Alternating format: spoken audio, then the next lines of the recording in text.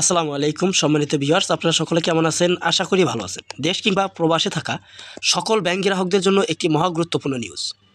একীভূত হওয়ার পর 5 ব্যাংকে 2,721 কোটি টাকা ঋণ। প্রিয় দর্শক, নিউজটি আপনারা শোনার পরে খুবই কষ্ট পাবেন। কেন? একীভূত হওয়ার পর ব্যাংকে যদি ঋণ হয় তাহলে আমাদের গ্রাহকের টাকা কি নিরাপদ? আমরা আমাদের টাকা কবে ফেরত পাবো, কীভাবে ফেরত পাবো, তার কোনো কথাই সরকারের পক্ষ থেকে বলা হচ্ছে না। প্রিয় দর্শক, আজকের বিষয়টি খুবই গুরুত্বপূর্ণ। ধৈর্য সহকারে পুরো ভিডিওটি দেখার আমন্ত্রণ জানাচ্ছি। আপনারা যদি আমাদের চ্যানেলটিতে একদম নতুন হয়ে থাকেন তাহলে অবশ্যই চ্যানেলটিতে সাবস্ক্রাইব করে বেল বাটন অন করে রাখবেন। আপনাদের একটি লাইক কমেন্টের মাধ্যমে আমাদেরকে নিত্য নতুন সব নিউজ উপস্থাপন করতে উৎসাহ যোগায়। আসুন বিস্তারিত জেনে নিই। দুর্বল আস্থার 5টি ব্যাংক একীভূত করে সম্মিলিত ইসলামী ব্যাংক গঠন করা হয়েছে। একীভূত হওয়ার পরেও এসব ব্যাংকে কেন্দ্রীয় ব্যাংক থেকে 2,721 কোটি টাকা 3 মাসের জন্য ঋণ দেওয়া হয়েছে। ব্যাংকগুলোর তরলতা সংকট সামাল দিতে বাংলাদেশ ব্যাংক এই সহায়তা প্রদান করেছে। আলোচ্য ব্যাংকগুলো হচ্ছে ফার্স্ট সিকিউরিটি ইসলামী ব্যাংক, গ্লোবাল ইসলামী ব্যাংক, এক্সিম ব্যাংক, ইউনিয়ন ও গ্লোবাল ইসলামী ব্যাংক। 5টি ব্যাংকের মধ্যে এক্সিম ব্যাংক ছিল সাবেক চেয়ারম্যান নজরুল ইসলাম মজুমদারের নিয়ন্ত্রণে। বাকি 4টি ব্যাংক ছিল চট্টগ্রাম এস আলম গ্রুপের কর্ণধার ও আলোচিত ব্যবসায়ী সাইফুল আলমের নিয়ন্ত্রণে। তাদের নেওয়া ঋণের অর্থ ফেরত না আসায় ব্যাংকগুলো সংকটে পড়ে এবং পরবর্তীতে একীভূত হওয়ার সিদ্ধান্ত নেয়।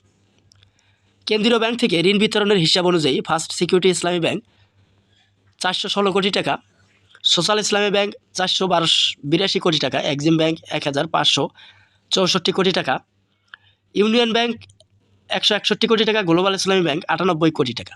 সম্মিলিত ইসলামী ব্যাংকের অনুমোদিত মূলধন 40,000 কোটি টাকা এবং পরিশোধিত মূলধন 35,000 কোটি টাকা। এর মধ্যে সরকার দিয়েছিল 20,000 কোটি টাকা, বাকি 15,000 কোটি টাকা এসেছে আমানতকারীদের শেয়ার থেকে। প্রায় 75 লাখ আমানতকারীদের জন্য আমানত বিমা তহবিল থেকে মাথাপিছু 2 লাখ টাকা করে মোট 12,100 কোটি টাকা পরিশোধের উদ্যোগ নেওয়া হয়েছে। গত ডিসেম্বর পর্যন্ত একীভূত 5 ব্যাংকের মোট ঋণ ছিল 1,96,827 কোটি টাকা, যার মধ্যে খেলাপি ঋণ 1,56,781 কোটি টাকা।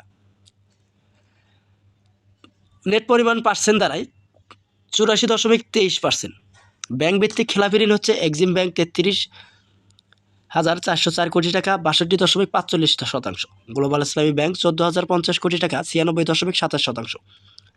ফার্স্ট সিকিউরিটি ইসলামী ব্যাংক 60,117 কোটি টাকা, 96.43%। সোশ্যাল ইসলামী ব্যাংক 30,852 কোটি টাকা, 80.38%। ইউনিয়ন ব্যাংক 27,356 কোটি টাকা, 97.64%।